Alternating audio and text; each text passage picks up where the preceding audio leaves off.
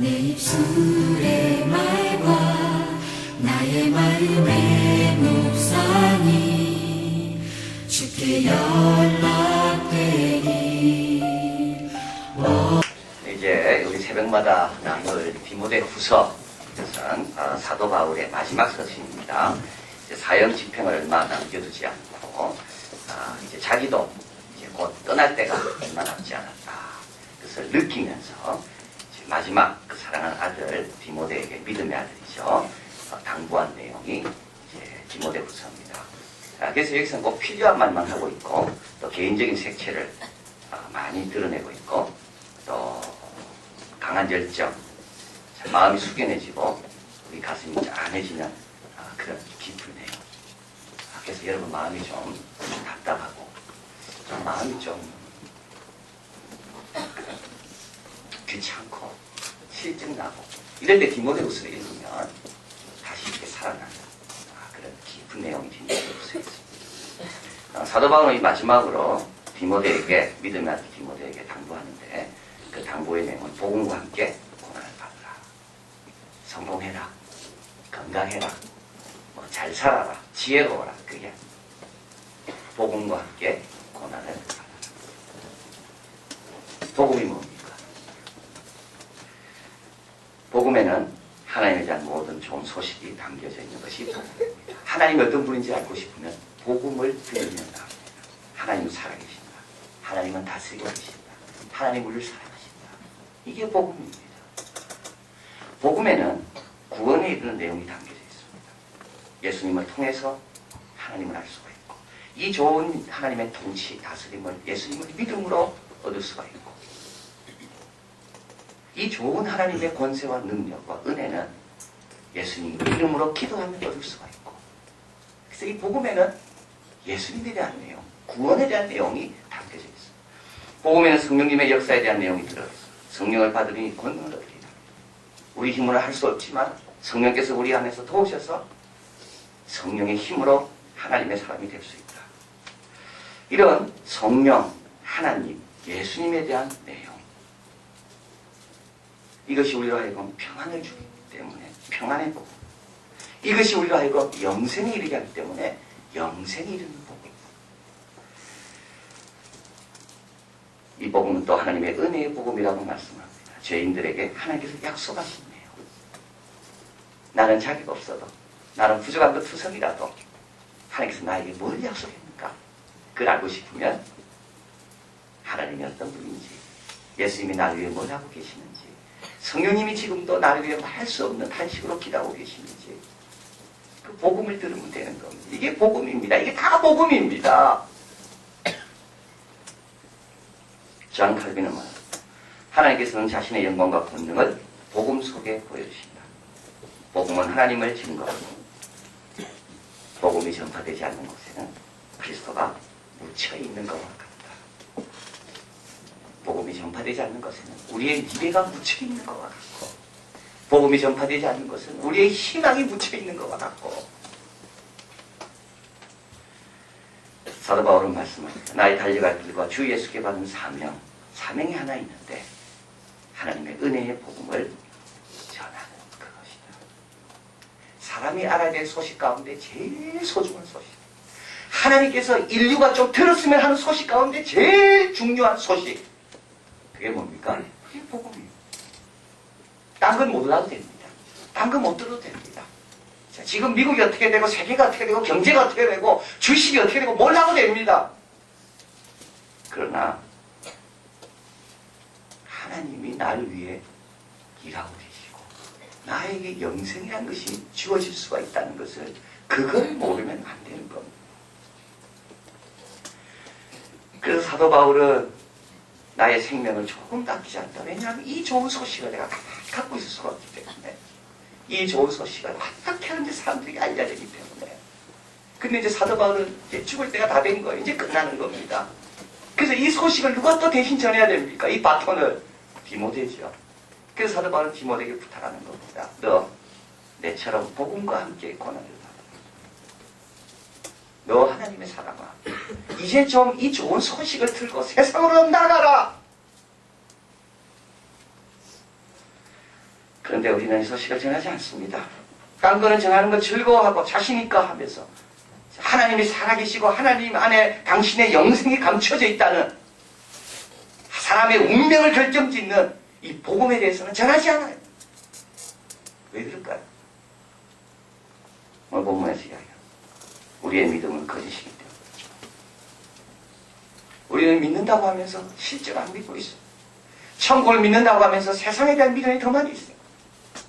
기도하면 다 응답하고 성령께서 오시면 어떤 것도 우리 가운데 역사하신다는 것을 믿되는데 말은 그렇게 하면서 실제로는 돈을 더 믿고 직장을 더 믿고 그러니까 복음 전하는데 자신이 없는 거예요. 복음을 전하고 싶지가 않아요. 복음을 전하라 하면 왜냐하면 나는 딴 걸 더 믿고 있으니까. 오늘 본문에 가보겠습니다. 5절에 이는 내 속에 거짓이 없는 믿음을 생각합니다. 디모데에게는 거짓 없는 믿음이 있습니다. 디모데의 믿음은 진짜 믿음입니다. 순전한 믿음입니다. 딴 거가 섞이지 않았습니다. 이 믿음은 내 외조모 로이스와 내 어머니 유니게 속에 있더니 내 속에 있는 줄 확신합니다. 여러분, 참 믿음은 전달되고 영향력을 미칩니다. 참 믿음은요, 유전됩니다. 외할머니가 가졌던 그 믿음이 진짜 믿음이었기 때문에 그 어머니가 그 믿음에 영향을 안 받을 수가 없는 거예요. 그 엄마의 믿음이 진짜이기 때문에 디모데는 자기 아버지는 믿지 않는 사람이었어요. 헬라인입니다. 그럼에도 불구하고 디모데는 엄마 속에 있는 진짜 믿음에 영향을 받는 겁니다. 왜 영향을 못 끼칩니까? 우리의 믿음은 뭐가 많이 섞여있기 때문에 정말 중요한 순간에는 주님을 택하기보다는 돈을 택하고 정말 중요한 순간에는 학교를 택하고 대학을 택하고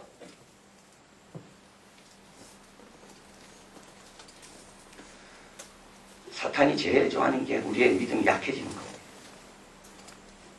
그죠? 왜냐하면 믿음 강하면요, 강한 걸 체험하니까. 믿음 강하면 하나님 역사를 이루니까. 사탄은 우리의 믿음에 자꾸 엉뚱을 섞어 넣으려고 합니다. 야, 믿음만 가지고 안 된다. 좀 계산도 해보고 생각도 해보고.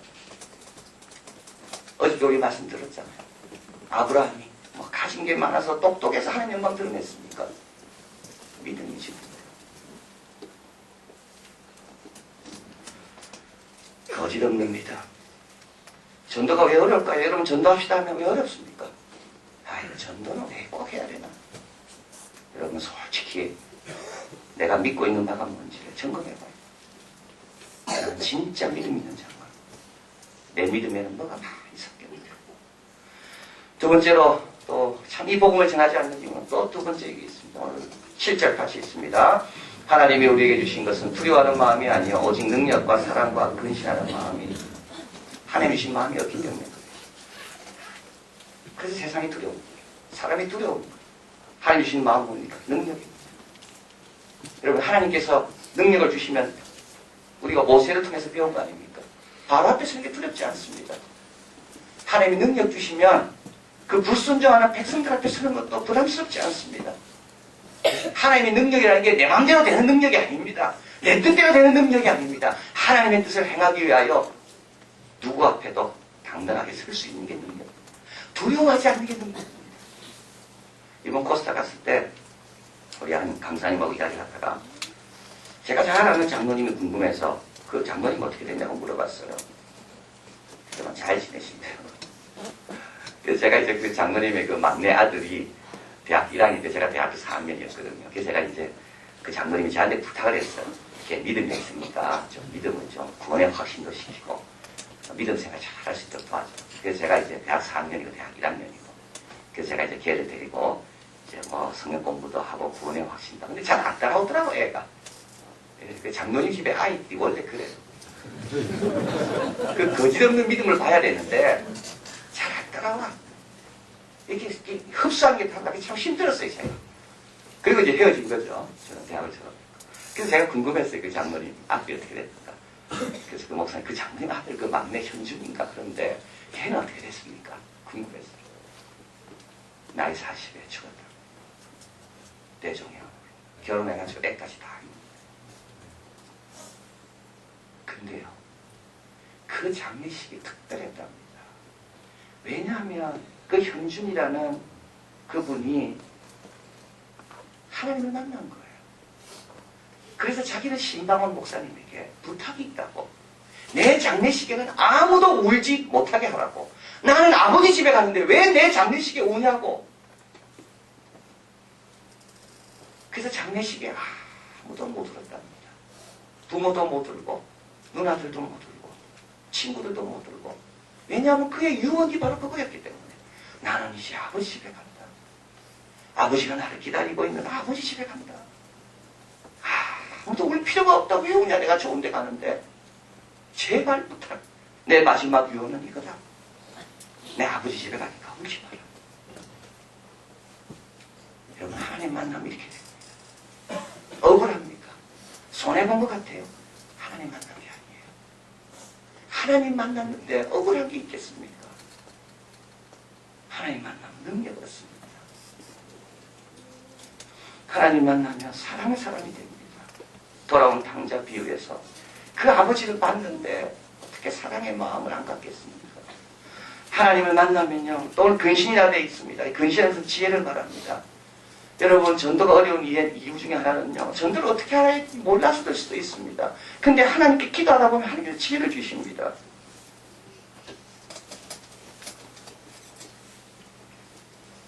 어떻게 하면 전도가 되겠는가? 에스 살보스가 적은 기도 전도에 보면 다음까지 전도하면 백발백중으로 성공한다고 그런 말합니다. 처음에는 친하게 사귀고 그 다음에는 그 가정에 기도 제목이 있을 거라는 거죠. 그걸 가지고 열심히 기도해 주라는 겁니다. 상담만 해주지 말고 그걸 갖고 열심히 기도해 주라는 거예요. 그러면 하나님의 우선순위는 항상 안 믿는 사람이 구원 얻는 게 하나님의 우선순위이기 때문에 이미 구원 얻은 사람은 다 하나님의 자녀이기 때문에 그렇게 하나님이 급하지 않다는 거예요. 그럼 하나님 누가 더 급합니까? 믿지 않는 사람이거든요. 빨리 구원하고 싶기 때문에 그 기도는 금방 들어주신다는 거예요. 그럼 기도가 응답되겠죠, 그 과정에. 그때가 설명해 주라는 겁니다. 당신이 응답받은 이유는 하나님이 당신 사랑해서 그렇고 내가 기도해서 그렇다. 그러면 하나님에 대해서 더 알고 싶다는 겁니다. 그럼 전도가 얼마나 좋습니까? 그런데 이렇게 이야기합니다. 마치 사막에 냉방이 잘 된 자동차를 끌고 막 가면서 거기에 있는 얼음을 들고 가는 것 같다. 그러면 차에 올라타라 말하지 않아도 사람이 다 올라타게 될 것이다. 이번 비전 축제를 놓고 여러분이 방법을 강구하셔야 됩니다. 그러면 지혜도 생기고 용기도 생기고 담대함도 생깁니다. 막연하면요 두려운 겁니다. 왜 전도하는 겁니까? 준비 안 하고 있기 때문에. 지혜를 구하지 않아야 돼요. 하나님 주시는 능력, 하나님 주시는 확신, 담대함, 그것이었기 때문에. 마지막으로 오늘 본문에서 또 한 가지 이야기합니다. 오늘 본문의 사도 바울이 이렇게 또 이야기하죠. 8절 또 한번 읽을까요? 그러므로 내가 우리 주의 증거와 또 주를 위하여 갇힌 자 된 나를 부끄러워 말고 오직 하나님의 능력을 쫓아 복음과 함께 권한을 받으라. 왜 또 증가하지 않습니까? 일체감의 부족입니다. 사도 바울은 디모데에게 말합니다. 나는 주와 그의 증거를 인하여 내가 감옥에 갇혔다. 갇힌 자 된 나를 부끄러워하지 마라. 일체감. 누구와 일체감? 주님과 일체감. 주님은 주님이고 나는 나고, 주님의 관심은 주님의 관심이고 내 관심은 따로 있고, 주님의 마음은 그냥 어떻게 되는지 나는 모르겠고 나는 내 마음이 중요하고. 여러분 따로 살고 있습니다 우리가. 그러니까 전도 안 하는 거죠.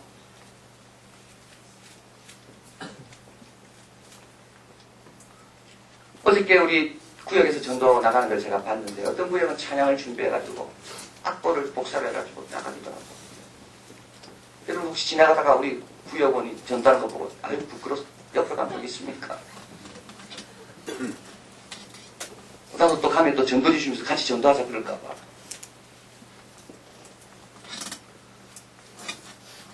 (1992년) 스페인 바르셀로나 올림픽 경기에서 일어난 일입니다. 사람들은 누가 세상에서 제일 빠른가를 구경하기 위해서 관중석에 모여 있었습니다. 영국 선수 데렉 레드먼트, 그는 400m 중결승전을 준비했습니다. 그는 4년 전에도 대회 나갔다가 시작 전 1시간 전에 자기 아킬레스건에 문제가 있다는 것을 발견하고 출전하지 못했어요. 4년 동안 열심히 기다린 거죠.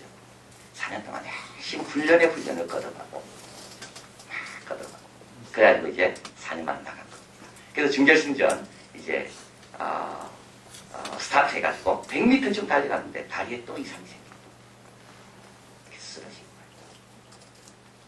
그러나 그는 여기서 포기하기 너무 4년이 아쉬워. 일어났어. 또 쓰러져. 일어났어. 또 쓰러져. 기자들이 달려옵니다. 기자들을 물리칩니다. 부축해주는 사람을 물리칩니다. 또 일어나. 근데 또 쓰러져.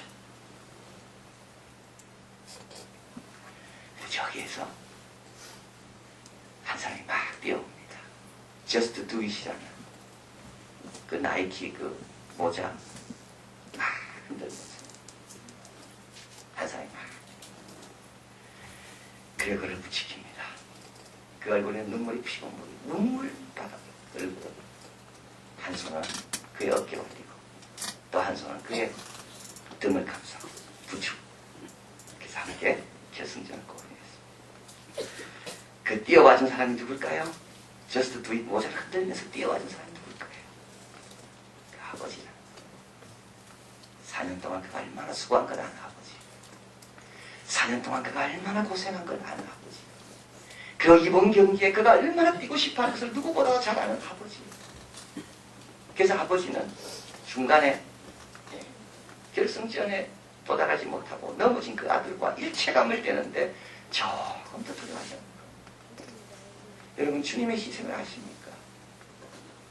주님은 지금도 잃어버린 영혼이 아버지 품에 돌아오도록 깨어 계신 걸 아십니까? 주님께서 그가 상하면 우리의 허물을 인하며 그가 찔리면 우리의 죄를 인함이라고 그렇게 희생하신 것을 우리는 알고 있나요? 너무 우리는 딴 생각하고 있습니다.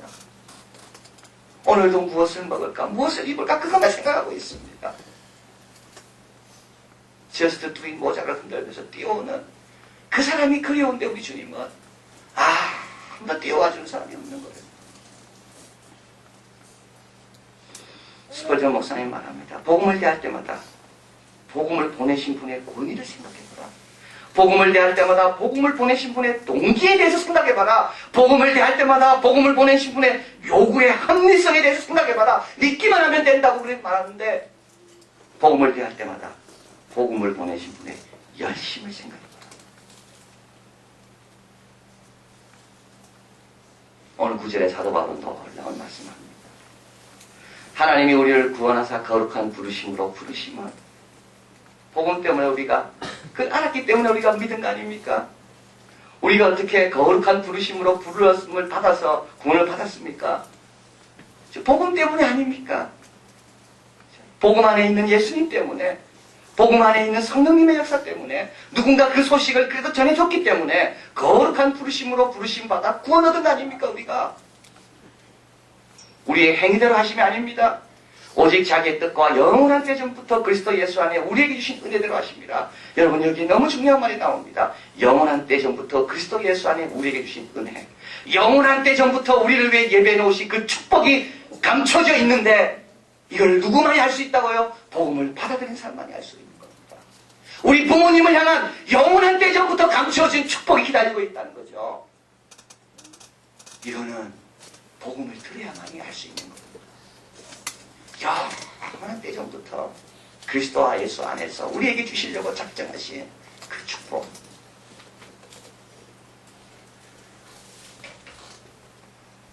여러분 단독 기도하지 마십시오. 무엇을 먹을까 무엇을 입을까 아버지 다 아신다고 그랬습니다. 그 후에 너무 시간 보내지 마세요. 거기에 순전한 믿음 달라고 기도하세요. 순전한 믿음 달라고. 아브라함처럼 순전한 믿음 달라고. 그리고 어디든 부끄러워하지 않고 담대할 수 있는 능력과 사랑과 지혜를 달라고. 어떻게 하나님 저 사람을 설득할 수 있고 어떻게 전도할 수 있겠습니까? 지혜를 주십시오. 그러면 우리 하나님께서 참으로 기뻐하시는 기도 제목이구나. 주님께서 응답해 주시고 여러분 그러면 전도는 쉬운 일이 됩니다. 그리고 사도 바울처럼 하나님께서 우리를 복음을 위하여 사도와 방도자와 교사로